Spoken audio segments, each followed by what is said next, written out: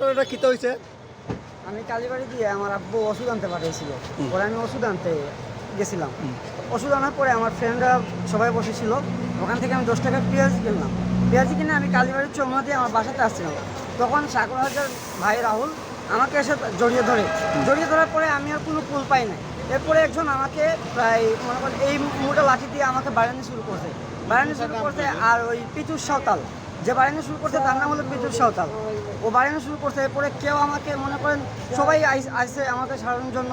এরপরে মনে করেন আমাকে ওর বাবা আর ওরা দুজন মিলে আমাকে ছাড়াইছে। কেন তোমার মারছে তারা? এটা নির্বাচনকে কেন্দ্র করে। নির্বাচনে কী হয়েছে?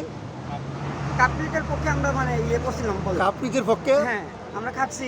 খাচ্ছো? হ্যাঁ, এই কারণে মারছে? ও আচ্ছা, ঘটনাটা যে মারছে ও হলো পিতুষ সাঁওতাল আর ধরছে যে আমাকে ও হলো রাহুল হাজরা। রাহুল হাজরা। আচ্ছা, তোমার নাম? আমার নাম রাব্বি ইসলাম। তুমি কি লেখাপড়া করো? লেখাপড়া করতেছিলাম, বর্তমানে এখন অফ। আচ্ছা, এ ব্যাপারে কোনো পুলিশ বা হাসপাতাল তো নিশ্চয় গেছো? পুলিশ ইনফর্ম করা হয়েছে? না, করবো এখন। আচ্ছা, ঠিক আছে।